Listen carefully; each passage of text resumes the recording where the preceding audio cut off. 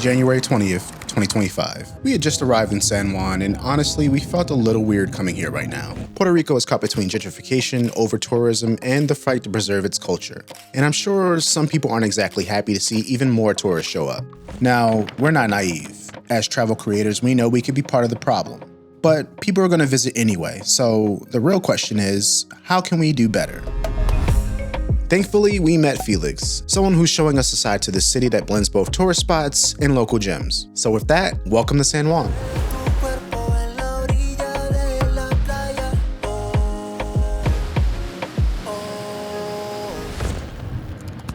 We didn't get to see much of San Juan on our first day. We pretty much landed, had a wonderful conversation with Felix, and then that was it. The sun started setting and we ran out of time. But Felix did give us his super cool, local, wonderful list tour of San Juan, of old San Juan. So we're gonna follow that today.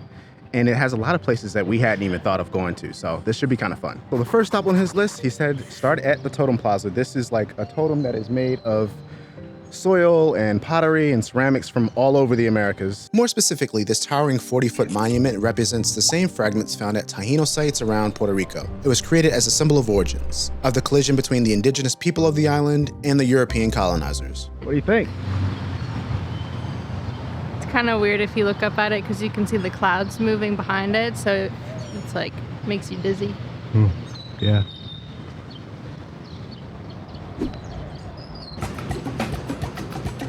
With it still being pretty early, we had the streets to ourselves. No crowds, no rush, just us and old San Juan. The kind of quiet that lets you really take it in. This way we really got to see just how colorful the city is and even met some locals. You're out. Vete. Okay, comieron. How are you? You nice? Kind of like being here in the morning. It's peaceful. There's not a lot of tour groups out yet, not a lot of cars. And it's not hot because it's like 8 o'clock. So the sun's not really, it's just starting to come out. It feels pretty cool around here right now. It is different because usually we'll go to a place and we try to get there early. And by early, we mean like soon as the sun rises. And that's when there's no people there. But like right now it's like 8:30 and there's still not a lot of people around.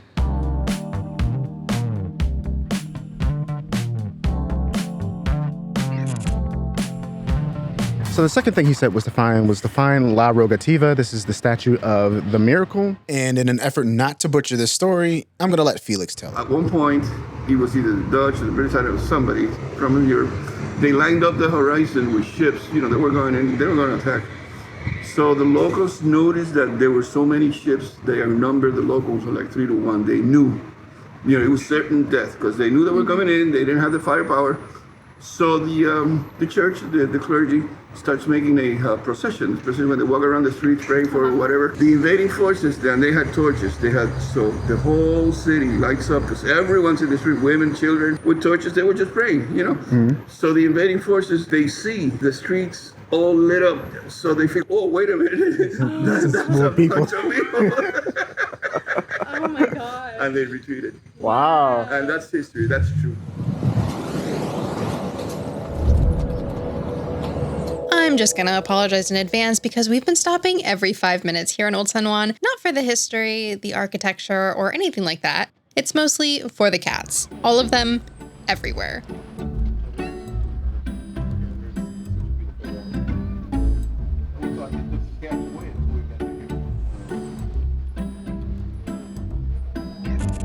So access to the city of San Juan from the 1500s to the 1800s was controlled by 5 gates. There's one behind Tony here that was built in 1635, and it is the last remaining gate on the island. We took a walk down El Paso de la Princesa, a cobblestone-lined boardwalk with vintage lampposts, fountains, and the ocean right beside us. Starting at the city gate, we made our way along the scenic path. See the cruise ships coming in, which means tourists are going to start flooding the streets, so we're going to get some breakfast before it gets too crowded. Breakfast check at Cafe Manolin, and it was fabulous. I had a bocadillo, which is a mini ham and cheese sandwich. Tony had 2 eggs, very crispy bacon, and some buttery bread. You want my bacon? I like good bacon. And it was $18 with our coffees. While burning off our breakfast, we stopped at a spot called Barachina. It's allegedly the birthplace of the Piña Colada. At least, that's what this plaque out front claims. Sounds a little too convenient, doesn't it? There's a pretty heated debate over who actually invented Puerto Rico's most famous cocktail, but one thing's for sure, it was born somewhere on this island. That said, we're skipping it. No offense to Barachina, but we're looking for something a little less touristy and pre-mixed. As we're out here taking photos and videos, we're on like opposite sides of the street and there's traffic coming through. Everyone's so cute because they're like driving in the car and they'll stop so we can get the photo and they're like, take your photo in Spanish. I don't know how to say that, but I'm like, no, keep driving. You'll be here all day.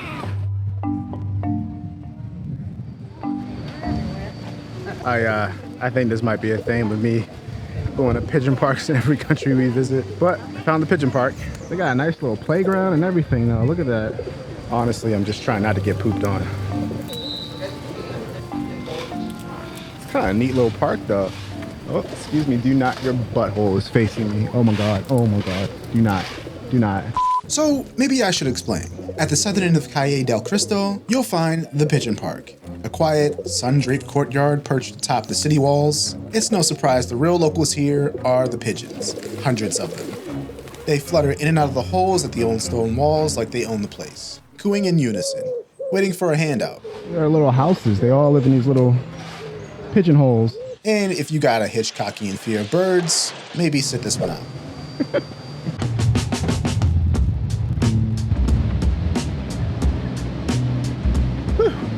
Starting to get hot. Bad day to forget my sunscreen. Yeah. You know, we like finding a good tiny house. This one Felix told us about. We would have walked right past it if we didn't know about it, but this is the second narrowest, or was the second narrowest house in the Americas. Smaller than Spite House, that's Smaller for sure. than Spite House, yeah. So this is the Spite House, the skinniest house in America at just 7 feet wide.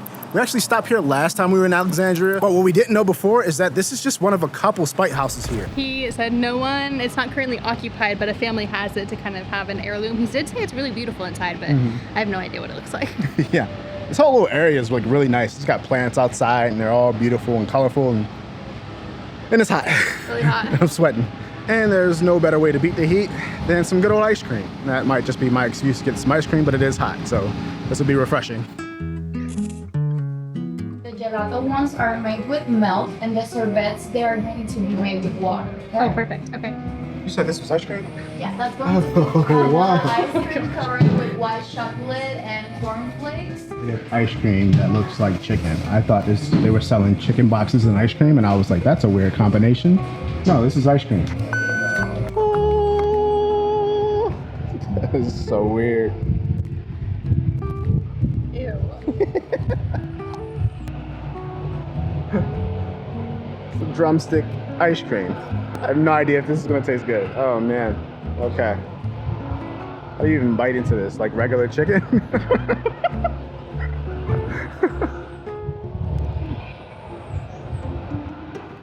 It tastes like cereal, which is weird because like you bite into it and I'm like, even though I know it's ice cream, I'm expecting chicken. Hold it up. But it tastes like a cereal bar. I'm gonna be honest, I don't know if I can eat this whole thing. This is very sweet. I just got mango fresa. It's sorbet, water-based. Tastes like mango.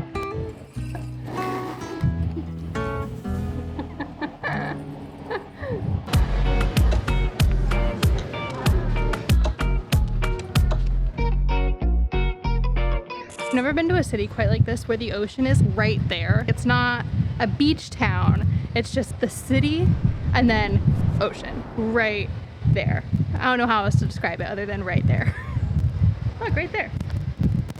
The final thing we're doing on Felix's itinerary is visiting one of Puerto Rico's forts, which, lucky for us, we get in for free with a military parks pass. This fort and El Moro, that's about 10 blocks down the road that way. They are both $10 to get in, but once you buy the tickets for one, you can get into both. So you buy tickets for one and you can get access to both forts. It's $10 for an adult, but if you have veteran status like me, US military, you can get it for free. We're in this old historic fort. What's the first thing you want to do? I want to find the toilets. Oh, okay. We've been in enough forts now. It's usually just like a trench. This one has dungeons. Oh, God. Sorry. Spooky. Ooh. Oh my God, look at this.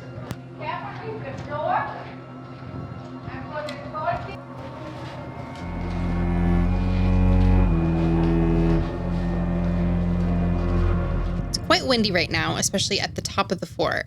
Really destroyed our audio, but this fort is said to be the largest in the Americas. There are 3 levels built to protect Puerto Rico from the east, but of course, we're mostly just interested in the dungeon. So Felix said, somewhere in this tunnel, there is a carving of a boat on the wall.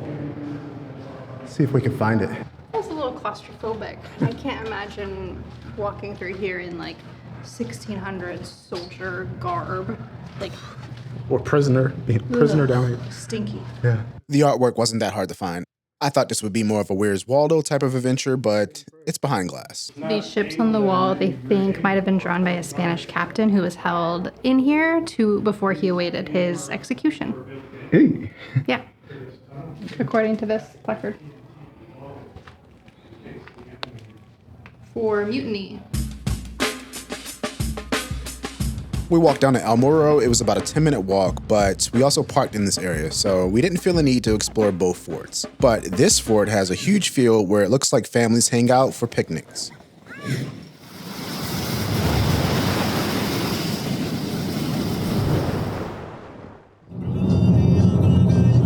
It is 7:40 in the morning. Please ignore my pimple patch on my face. I have a friend coming in that does not want to vacate his residency. Anyway, we're heading to El Yunque National Forest. We're trying to get there early because they got rid of their reservation system, so we're trying to beat the tour buses.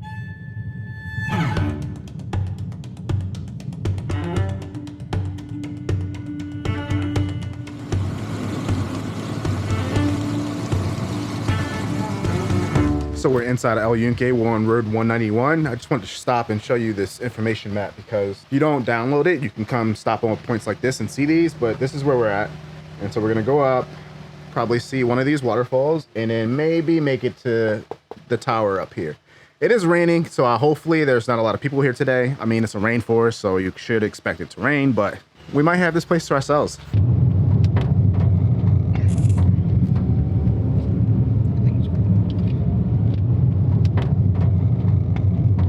Really up here in the mountains. Drove through a couple clouds, but we made it to our first waterfall. This is La Coca Falls. It's kind of like a stop and see it, enjoy it, and then keep going kind of thing. So this will be our first pit stop. Also, I did think we'd find some kind of checkpoint and have to pay to get in, but we just drove right through. There was no one to stop us and say you had to pay to enter the park or enter the forest. So maybe it's just free to enter now. This is the first waterfall you'll come across in this park. I personally think the other waterfalls are more impressive, and we'll want to get to those before it gets crowded. So we hung out for a bit, admired it, and moved on.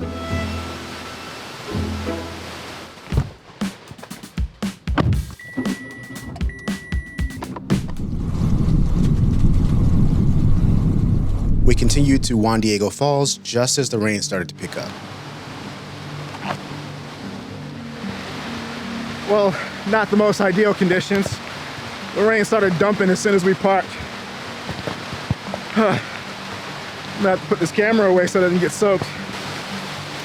Travel tip, if you want a waterfall all to yourself, just go when it's dumping rain, because no one else will be here.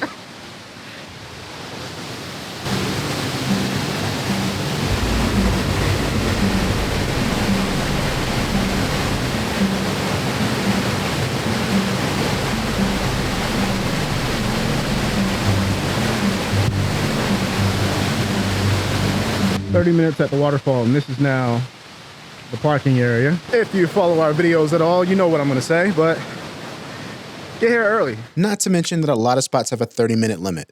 And just like that, as quickly as it came, the rain was gone, like it never even happened. It's so gorgeous here. I'm glad it cleared up because now you can see the peaks and the clouds rolling through. You can see the town down below, and you can see where we're headed to. It doesn't look that far, but it looks incredibly steep. That little speck on top of the mountain there is where we are headed. That is the tower.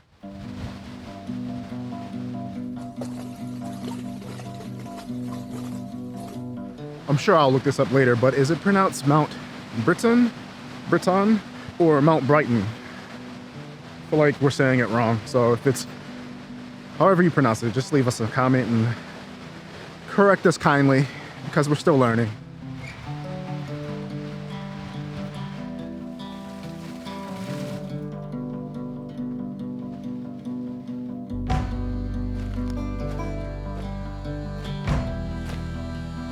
So the website has this hike listed as challenging.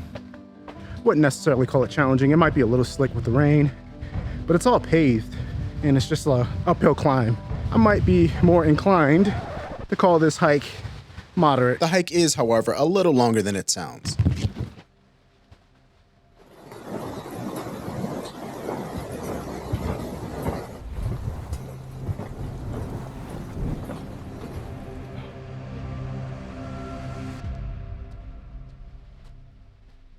What you doing?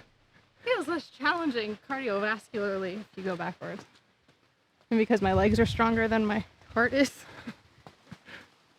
Not gonna lie, it actually does feel a little easier. People are gonna walk past us and be like, what the hell are they doing? All right, you are here, tower here, we're close. Usted está aquí. Okay, what else? Torre. Very good. That sounded Italian. Look at that, we are in the clouds. We can't see a thing. Oh, that's scary.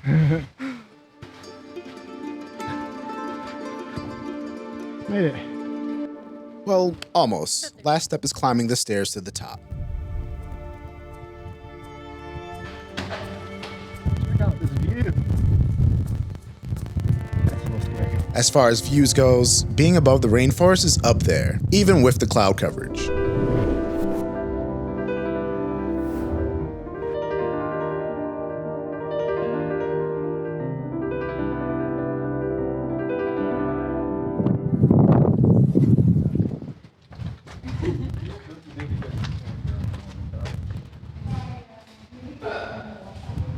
It's probably much nicer on a clear day, but I kind of like the cloud coverage rolling through. It looks really cool that way. And it was all uphill and it took us about 30 minutes to get here. The placard said it takes 45. It took us 30, and we're usually pretty slow because we stop and film and do a bunch of stuff. So wouldn't even put it as moderate. I put it as slightly moderate maybe. Definitely worth it though. Going down is going to take longer than going up because I'm clumsy. You know, the one thing I've noticed is there aren't a lot of animals on this path. Maybe it's the foot traffic that happens along here. Maybe it's the conditions, because it did rain a lot this morning, but this is like the first bird I've heard, and I heard maybe like one insect chirp, and that's it. Anyway, let's get back down this mountain so we can go find some food, because per usual, I am starving. Even with a little rain, our timing could not have been better because by 10:30, the tour buses started rolling in. And in just 2 hours, tour groups were everywhere. Guides waving flags, the whole scene. We got back from Yunque and we crashed hard, but we're back out here. We're in the Loiza area, the Loiza district of San Juan. I really wanted to come to this area because in the 16th century, this was a settlement that was formed by free African slaves. So nowadays, all the music, the food, the culture here is all Afro-Puerto Rican, and it should be fun. And there's a rooster behind me. But inside of that district is a neighborhood called Piñones. Yeah. And they have a lot of good Puerto Rican street food. So we're gonna try to find something good to eat.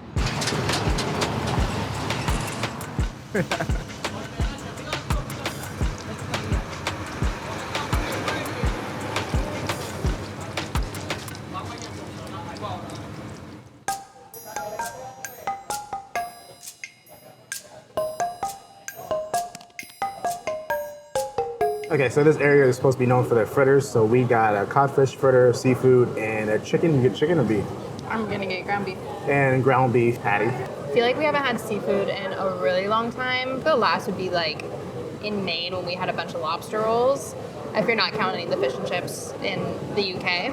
But we're gonna get some ceviche and I'm very excited. I remember we were on a cruise in like 2018, long before Detour Duo ever existed, and we had really amazing ceviche at one of the ports on the beach in Mexico. So I'm excited to have it again. Just kidding about the ceviche, they are out, so we went with the classic arroz con pollo to share with our patties. Loiza is also apparently the largest concentration of black folks on the entire island. And this particular neighborhood is called Piñones, and this is where a lot of good Puerto Rican street food is. So we're here to grab some good food and maybe a beer or two. I don't know, I'm kind of dehydrated, so maybe just some water. Oh, yes. Oh, this is great. Golden, crispy, and fried. The kind of snack that doesn't pretend to be anything other than what it is. Damn good. Thin, salty cod mixed in a batter of flour and spices, then dropped into hot oil until it turns into a perfectly jagged, crunchy masterpiece. It's street food at its best. Cheap, addictive, and packed with all kinds of flavor that hits you in the mouth Dang. and makes you wonder why you don't have another one in your hand already. That's really good. Of course, we can't forget about the rest of the food because it's not often a dish makes Sarah say, This is really good. Damn. it's hard to put a price on food that's good, but they did, and it was $36. And after a short while, we drove down to Playa Piñones to burn off the food and hit the beach for a little bit.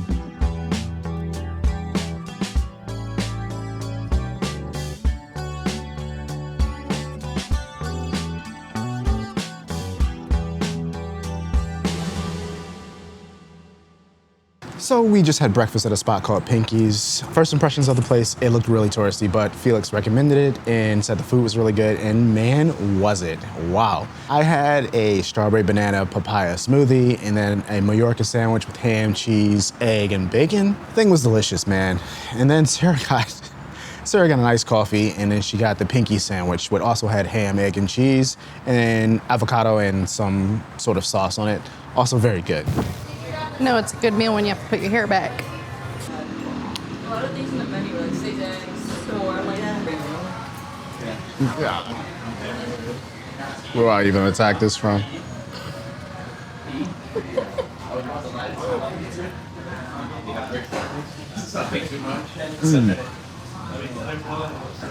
This bread is amazing. Our total for everything ended up being $40.